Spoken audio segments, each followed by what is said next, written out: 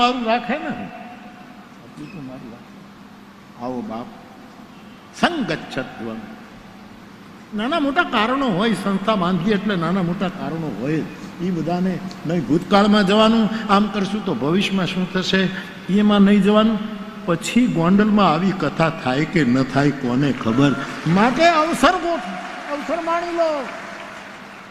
કોઈના આમંત્રણ હોય કે નહીં, મોરારી બાપુનું આમંત્રણ છે, ભાઈ આવો.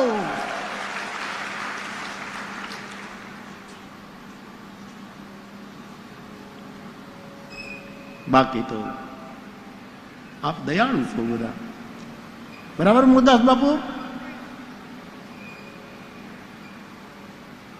બાપુની લીટી ગાઈ મુરદાસ બાપુ.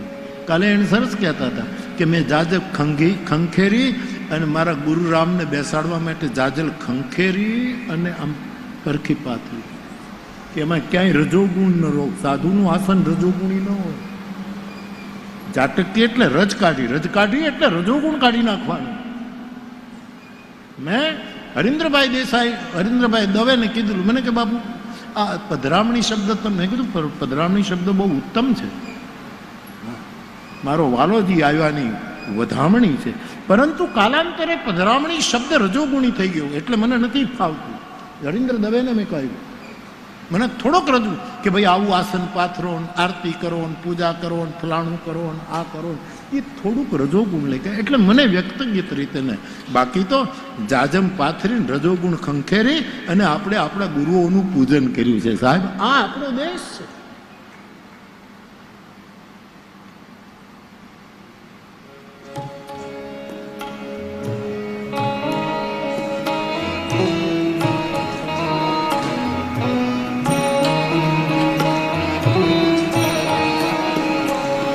મુરદાસ બાપુ અમને લખીને આપજો ને, અમારા છોકરાઓને આપજો ને, ક્યારેક અમે ગાશું.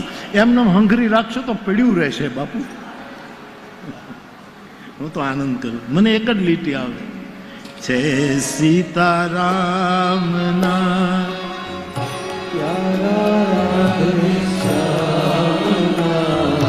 છે, સીતારામના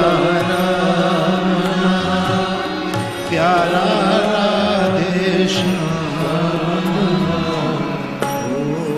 સંતો ભરતા મંદિરા સીતારામના સંતો ભરતા મંદિરા સીતારામના.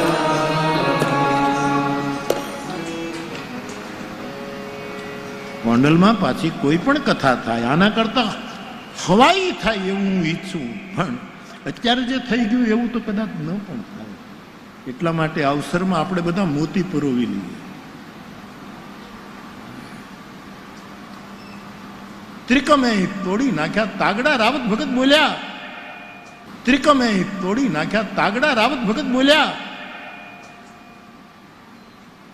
વૃંદાવનમાં ગોપીજનો કહે છે કે કૃષ્ણએ આવી અને અમને એક ધાગામાં બધાને પરોવ્યા હતા, પણ ખબર નહીં 11 વર્ષ પછી એ ત્રિકમે તાગડા તોડી નાખ્યા અને અમે બધા વૃંદાવનમાં વેરાઈ ગયા. એ કામ આવું જ કંઈક આપણા સમાજમાં પણ થાય છે. બધા વેરાઈ જાય છે, બધા વેરાય.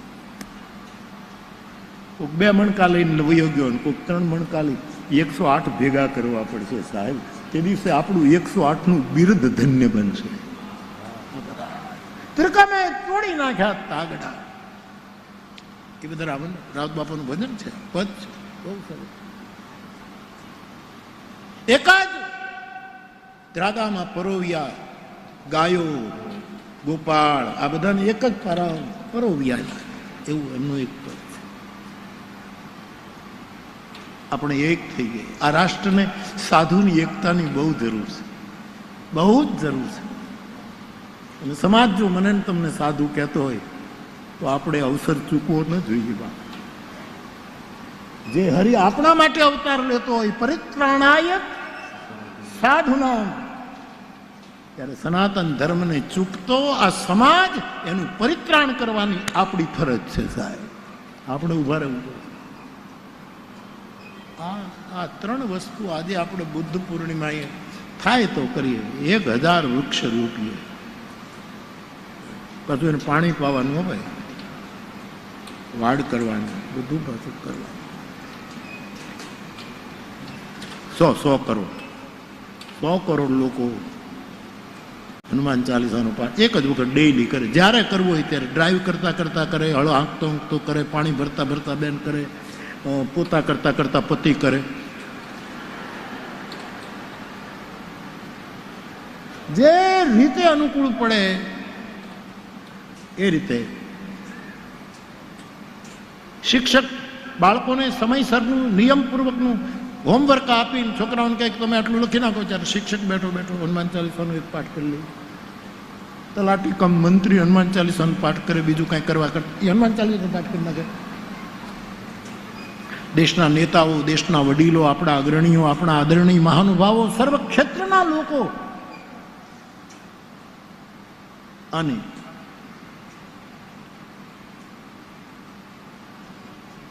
સત્ય અને શાશ્વત વૈદિક અને સનાતન ધર્મ એને હાનિ પહોંચે ત્યારે અમે ઊભા રહીશું એવો 100 કરોડ લોકો સંકલ્પ કરે. લોહલંગરી બાપાના આશીર્વાદ વધારે મળશે અને વૃક્ષો રૂપ તો ભગવતસિંહજી બાપાનો આત્મા બહુ રાજી. આવું કંઈક કર્યા તો હું તમને વિનય કરું છું. આપણે તો શું છે કે સાહેબ, ગાજરની પીપુડી વાગે ત્યાં સુધી વગાડવાની, ન વાગે તો થોડું આવતું જાતું મીઠું નાખીને ખાઈ જવાની. આપણે તો આમ મનોરથ છે, બાકી કોઈ કરે ન કરે. આપણે તો આવો સમર્થ રાવણ, જેને મારવા માટે પરમ તત્વ સિવાય કોઈનું અવતરણ પરિપૂર્ણ થાય એમ નહોતું, ત્યારે ભગવાન રામ આવ્યા. ત્યારે તમે દેવતાઓએ સ્તુતિ કરી, એના શબ્દો જ એક એક શબ્દ લો, શબ્દ બ્રહ્મ લો. મેં બહુ સમજીને કહ્યું છે કે મારું રામચરિત માનસ એ ત્રિભુવનીય શબ્દકોશ છે.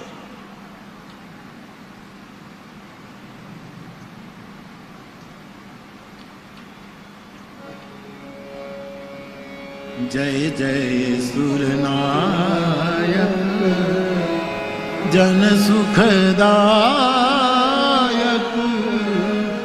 પ્રણત પાલ ભગ. ગામડે ગામડે રામ મંદિર છે, કૃષ્ણ મંદિર છે, શિવ મંદિર, મા દુર્ગાના મંદિર છે, ગણેશના મંદિર, આપણા જે પંચદેવો છે એના મંદિરો છે. પણ કાલાંતરે જીર્ણ થઈ ગયા હોય તો દરેક ગામડાઓની ફરજ છે કે પોતાના ગામનું રામ મંદિર, કૃષ્ણ મંદિર, શિવ મંદિર નવું બનાવો. કપાસના કે ઘઉંના ભાવ અત્યારે હારા નહીં હોય તો આવતા સમયે મંદિરનો નિર્ણય કરશો તો હારા ભાવ આવશે.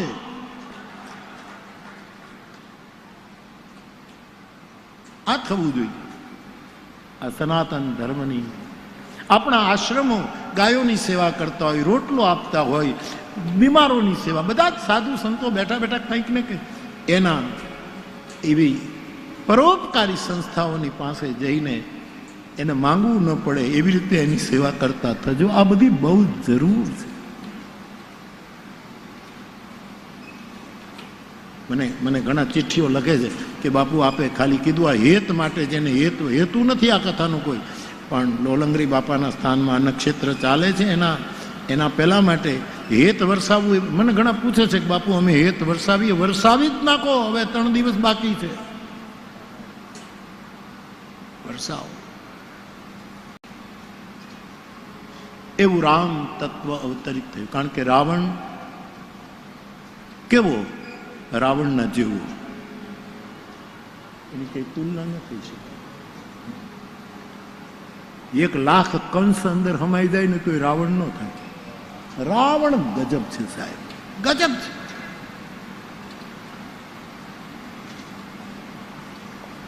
એ અનિષ્ટને વિશ્વ કલ્યાણ માટે નષ્ટ કરવા માટે એ માણસ વેદનો વિદ્વાન હતો, વેદની વાતો કરતો હતો. ઘણા લોકો વેદનો આશ્રય કરે છે પણ વેદ વિરુદ્ધ વર્તન કરે છે. રાવણનું વર્તન વેદ વિરુદ્ધ હતું. ત્યારે સનાતન ધર્મને બહુ જરૂર પડે.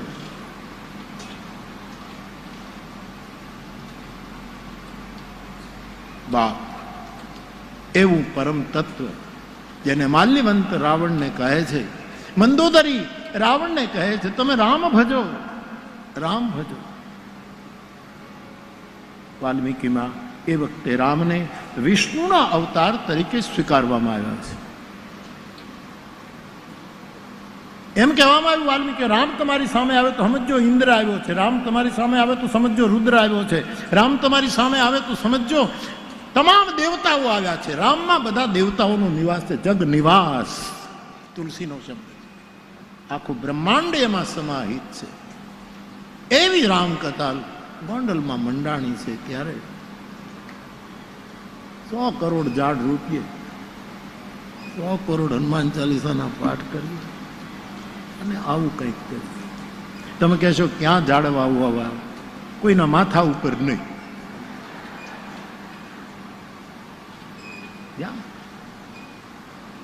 સર પંચાયતને પૂછી ગામની શોભા જાગે, કોઈને આડા ન પડીએ, ઘણા ન થાય.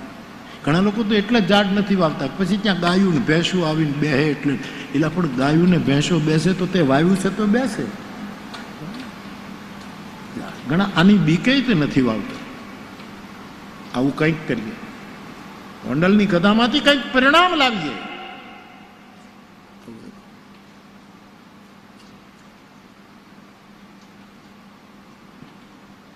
એવું રામ તત્વ, એની રામ કથા, જેનું નામ અનંત, જેનું રૂપ અનંત, જેના વિચારો અનંત, જેની વિચારોનો વિસ્તાર અનંત, એવા પરમાત્મા રામ, એની આ કથા શતકોટી પ્રવિસ્તરમ. શતકોટી.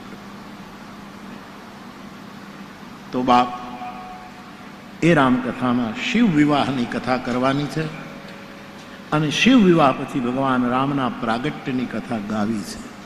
આજે તો નક્કી કર્યું છે, પછી ખબર નહીં.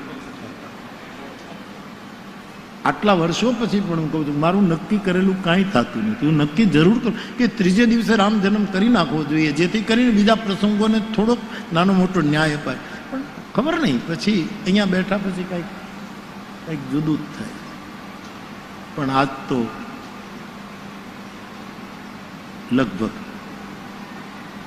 લગભગ નહીં 90% રામ જન્મ સુધી અમે તો આ બધા ઉત્સવો બંધ કરી દીધા. રામ જન્મનો ઉત્સવ ને આ બધું પહેલા વળી થોડુંક કરતા હતા, બંધ. કારણ કે પછી હું તો જે કહું એ પ્રમાણે તો કાંઈ રામ જન્મ કરાવું નહીં. એટલે 4 દિવસથી યજમાનો તૈયાર થઈને આવે ને પાછા ઘરે જઈને નવા કપડાં પહેરે, ઘરેણાં પહેરે, અને આજે તો રામ જન્મ બાપુ કરાવશે ને આપણે તો નંદ ભાઈઓ કરશું. હું કાંઈ કરાવું નહીં.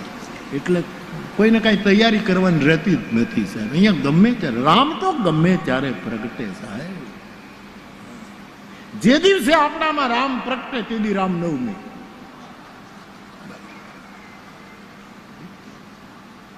આજે તો લગભગ સીતારામ બાપુ નહીં થતું છે, 2-3 દિવસથી બાપુ કહે છે, પણ ક્યારે કરશે રામ બાપુ? આજ ભલે બાપુ. તો બાપ, શિવચરિત્રનો મહિમામાં આપણે આગળ વધીએ એ પહેલા એક પ્રશ્ન 2 દિવસથી મારી પાસે પડ્યો છે, એ મેં લખી લીધો. કોઈ ભાઈ નાની એવી ચિઠ્ઠી આપી છે કે રામાયણમાં ભેદ ભક્તિ છે, એનો અર્થ શું કરો? રામાયણનો પ્રશ્ન છે એટલે મને ગમે, કારણ કે એમાં ગુરુ કૃપાથી કંઈક એકાદ આના જેટલું હું કહી શકું. હોળાના તો નથી, એકાના જેટલું કહી શકું. ક્યારેક એકાના જેટલું ન કહી શકું, ક્યારેક કાંઈ પણ ન કહી શકું, એવું પણ બને. શાસ્ત્ર રાજા અને સ્ત્રી એ એટલા બળવાન છે કે કોઈને આધીન ન થાય, એવું રામચરિત માનસમાં લખ્યું છે. રાજા કોઈ દિવસ આધીન ન થાય કોઈને, શાસ્ત્ર કોઈ દિવસ કોઈને આધીન નથી. આપણે જ એને આધીન રહેવું. અને દુર્ગા, શક્તિ, પરાંબા